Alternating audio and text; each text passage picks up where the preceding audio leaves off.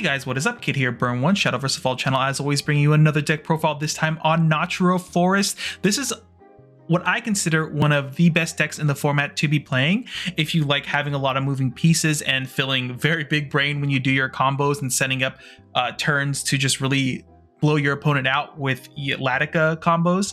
This is the deck for you, so let's just get right into the deck itself. Alright, so here's the list itself. I really enjoy this deck a lot because one of the biggest features for the deck is the amount of healing the deck has to elongate the game. So sometimes you're in scenarios where you go ahead and do your Ladica turn, and then after that you kind of want to stabilize or at least create a health gap enough that you live one more turn to either usually do a second Ladica to kind of close out the game or set up a board state your opponent can't really handle anymore. And with the tools in this list, you just get so much healing. A lot of times I feel in a lot of control in the match just because of the health gap my opponent will have to deal with. There are games where you end up healing something like 10, 12, or even more health that game, which sometimes just leads into really hard games for your opponent to close out if they don't have really great burst ways to finish the game. So starting off, we have Send Packing. This is kind of the key piece. I think this is one of the reasons the deck itself is so powerful. Send Packing as a card is insane on what it does in general, just because it provides such a crazy board wipe while also giving you potential damage output for your Ladica. So usually your Ladicas are hitting in for 7 storm damage on the turn you combo 5 with this card. And then on top of that, if you have multiple copies, sometimes it's like a secret extra like lethal. I've lost games where my opponent has played 2 Send Packings just to get to 8 damage to actually close out the game. That was the only way I could play around basically Ladica clearing the board and setting up lethal next turn. Their only out was double Send Packing, and they had it, and they were able to do an 8 damage swing with Ladica when I was only expecting a 7. It's a really insane card. We'll just go ahead and jump into Ladica itself. Ladica is a 4-drop 5/5. This is kind of the key piece, and I think if you enjoyed this playstyle of deck, this is the card that you're going to enjoy the most. It's a 5/5, drops for 4, but generally you're going to be playing this on turn 5 or later due to its secondary effect here. Whenever a Natura Great Tree is put onto your field, you can recover 1 play point.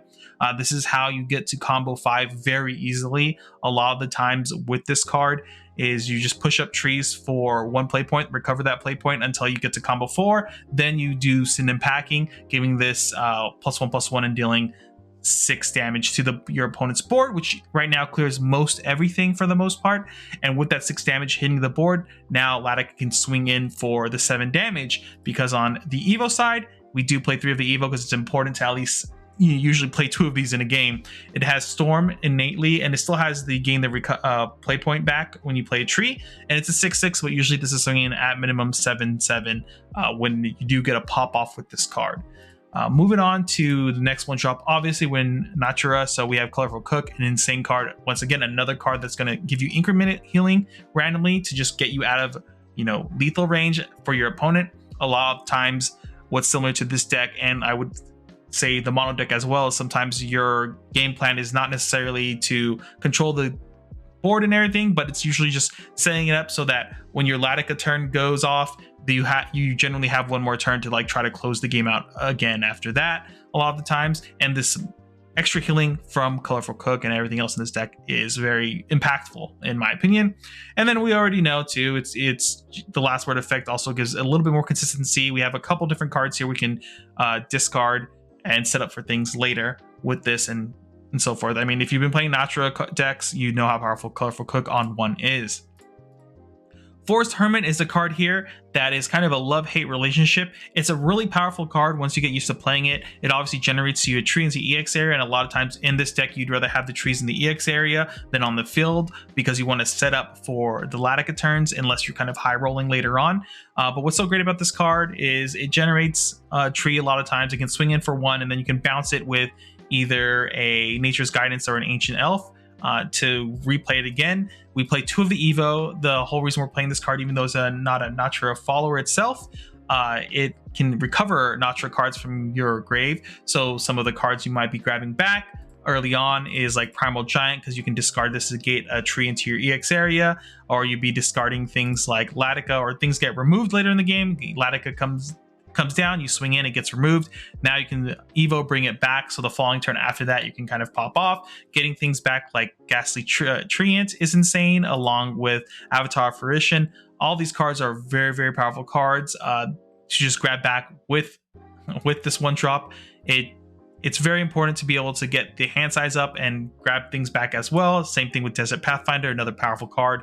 One of the issues with the deck, in my opinion, is sometimes if you don't see certain cards, for example, like Trail of Light early on, you can kind of dwindle your hand size if you're not careful on how you manage doing your combo turns and everything like that. And then you'll end up gassing out after your first Ladica, which is an issue if you kind of like stumble your way into those turns. But sometimes also you're just kind of forced, depending on how you draw, to deal with that. That's one of the biggest weaknesses always with Forest, I feel like, is a lot of the times they need to see certain things in a certain order, or at least early on, to really feel very, very powerful. One of the big things about this deck is I think it has a very high ceiling as well as an incredibly low floor, whereas things like Natura Sword has I feel like a pretty high floor and a high ceiling when it can kind of high roll insanely.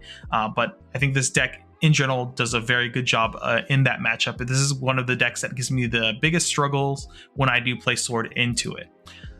Next here, we play 3 Nature's Guidance. Nature's Guidance is interesting in this deck because it lets you replay some of the key pieces to basically either build more trees or, recycle Ladica off the board, or even, get rid of some of the tree tokens you generate. Because when you bounce a tree token, you can consider this card basically like a pay 1, draw 2, ditch 1 effect, essentially, to help with the consistency of your deck, as well as, clearing up space on your board, because you can end up in such scenarios where your board is too full of things.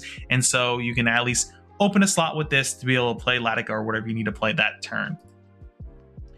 Ancient Elf is another powerful card. This is our only other card that bouncing here. I really like Ancient Elf in this list so much because of the fact that, one, it also forces your opponent to like kind of trade in. But if you open Ancient Elf, you can play kind of a tempo game plan of, for example, if you're go second in your games, you can turn 1 Colorful Cook, put the tree in the front row knowing you have Ancient Elf in hand. Turn 2, Ancient Elf bounces tree, draw a ditch, Evo Ancient Elf to bounce back Colorful Cook after you already swung in for 1 to be able to replay Colorful Cook next turn. And now you have a 5/5 Ancient Elf. I necessarily don't really engage it too often on turn 2 going second. It's more of a, if they don't have like a spell to remove it immediately, then I get to swing in for 5 next turn and have a 5/5 ward while also putting smaller bodies behind it. It's insanely good. I really like Ancient Elf in this list, and it's part of the reason I like this this version of Forest in general, because I think Ancient Elf is such a powerful card. Yes, there are certain cards in the meta right now that can just kind of remove it for 2 or 3 play points, and you kind of accept that happens sometimes or try to play around it when possible. But I still think Ancient Elf is a very powerful card, just due to the fact that we have things we want to remove off the board and things we can cycle, like Colorful Cook, like Forest Hermit, and so forth. It's just a really powerful card in my opinion. Avatar of Fruition is a 2-drop 3/2 that when it comes into play, you get a Great Tree token into your EX area, and then while this card is on your field, any Naturian Great Tree you play costs 1 less. So that means now your trees cost 0. This card is insane to combo with Ladica on turns later than turn 5, because suddenly Ladica is now not refunding you play points, it's gaining you play points, since the Avatar of Fruition plus Ladica on the board makes it so your trees just generate you an extra play point for that turn. It's a really nice feeling when that does happen and you get a pop off that way as well. Those are the turns I feel like Ladica has the most insane like board wipes, setups, and everything like that, because not only do you get the refunded play point when playing the trees with the Avatar Fruition here, you also get a play point back, meaning that if you want to pop it to kind of generate or find your second Ladica or find your Syndom Packing, because a lot of times you need both Ladica and Syndom Packing to really pop off, this will help you get to that point of the game where you can draw like 3 or 4 extra cards in that turn, and then finally find the missing piece and then kind of go off from there, since Ladica does generate you play points that way. But yeah, this card is insanely good. I feel like it's more of a combo card than a card you would just kind of slam out on turn 2, but you also want to have the tree generation because you want to have your EX zone usually packed full of trees when possible, because the idea is that you need to combo off with Ladica as much as possible to win most of your games. Desert Pathfinder, obviously a Natura card that's just really good. The fact that it generates trees for you and generates hand advantage for you is really important for the deck, because if you don't see Desert Pathfinder a few times, or like Trail of Lights and so forth, your games can get kind of clunky. If you've played Natura decks so far, you already know how powerful Desert Pathfinder is. Even on 2, not generating a card for you, you can get it back later with your 1-drop Hermit. Very powerful card for the list itself. Ghastly Treant is one of the most insane cards for this deck outside of Ladica.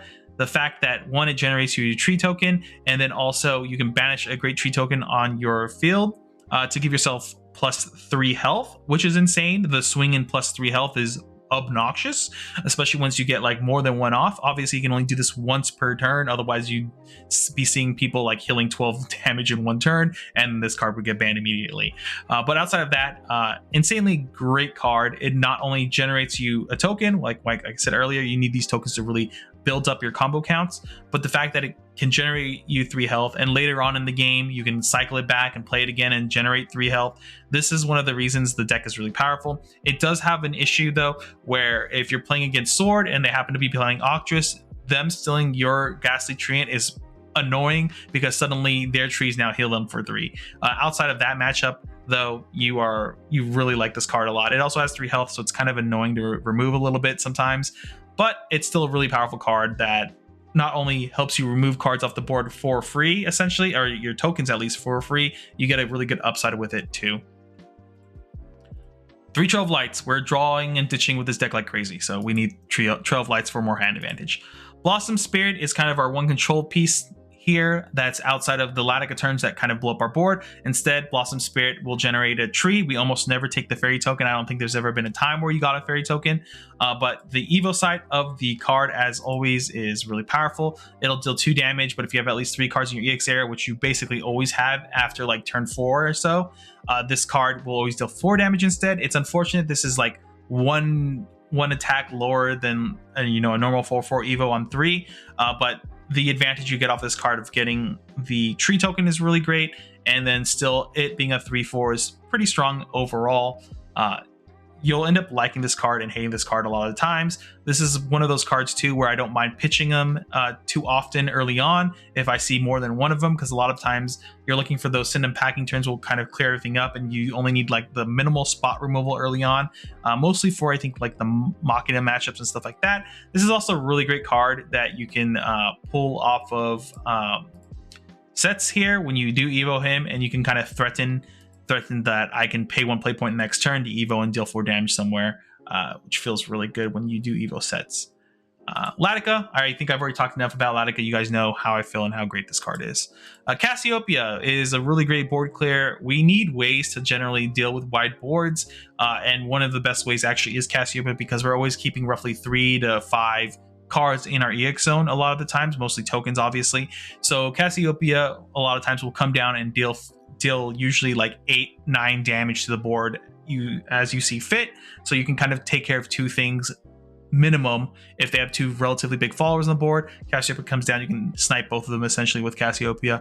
Really powerful card in this deck just because of the amount of tree generation you have, which makes it so your Cassiopeia is dealing so much damage. A lot of times if your opponent's not playing around this card, they can kind of get blown out when you just like slam it to the board and you're like, yeah, I deal 9 damage split between these 3 creatures and the game's over, because now you have no more gas and you're basically top decking for the rest of the game because you overextended. Sets here is an insanely powerful card in my opinion. The one thing that makes it obnoxious here, other than obviously being a 3/5 ward, which is not the greatest part of the card, it's the effect it has. At the start of your in phase, you give your leader +4 health, and if a follower was put into from your field into your cemetery this turn, give it +2/+2.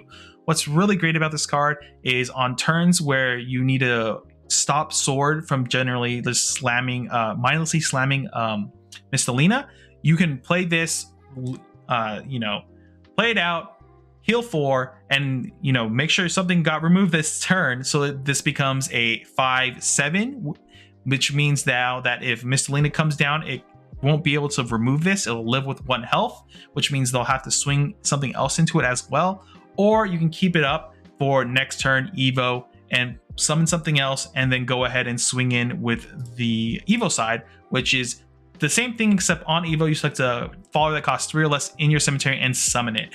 The great thing about that effect is that it is not locked to Natura cards, which means, because this card is also not a Natura card, which means sometimes, depending what your board state looks like, a really great card to grab off of it is Ancient Elf, because you'll be able to Evo pull this out and now have a 3/3 ward along with this ward as well if you need the extra ward, which is nice, while also bouncing like a token or something, or if you want to like cycle a Desert Pathfinder or something like that, or a Colorful Cook.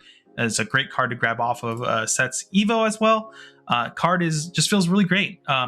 I can't really, complain about this card, because even on the Evo side, you still get the +4 health and the +2/+2. And so if you're able to do it in the same turn, this becomes a 6/8, which is incredibly scary, and it's going to be really hard for your opponent to truly deal with it. The +4 health is obnoxiously good in this meta, because a lot of your burst turns are kind of set, or not your burst turns, but your opponent's burst turns in certain decks. You generally know exactly how much will be able to come out from your opponent due to how telegraphed a lot of things in this meta are for their turns of just pushing damage. So you'll know when you actually need to ward this in the 4 health and how much it really matters in those turns, so you can live with like 1 health and then swing for game afterwards.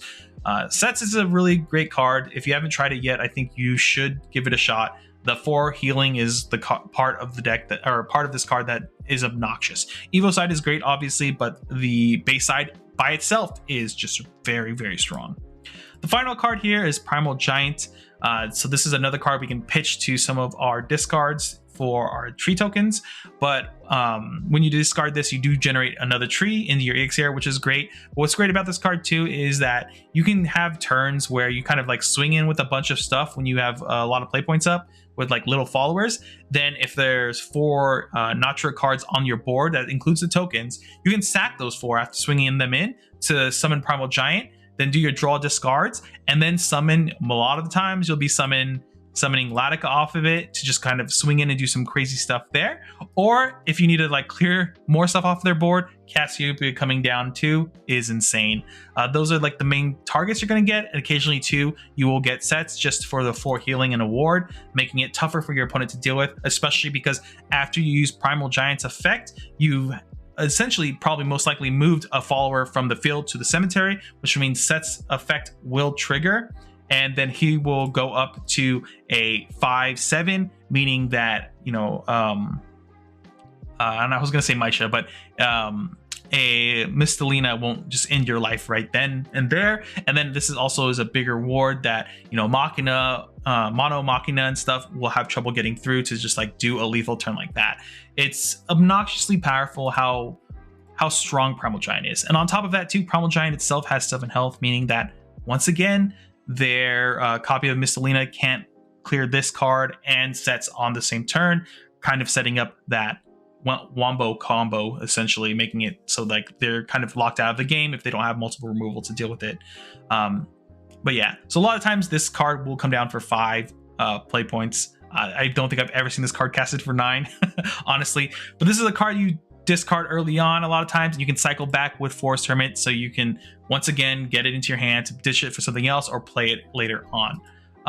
Yeah, one of the big things about this deck, I think it rewards you a lot for understanding different play lines you have. I think this deck is a little quote unquote big brain, in the sense that you have to really think and prepare multiple turns ahead, and how you deal with the board, what life totals you're going to trade with your opponent, because you have so much healing, you don't mind taking a hit or 2, because over the course of the game you're probably going to heal like 12 or more life in total, which is going to make it a lot harder for your opponent to truly like close out games unless they have insane burst damage with something like Maisha, for example, and like swinging for like 18 damage or something crazy at like late game.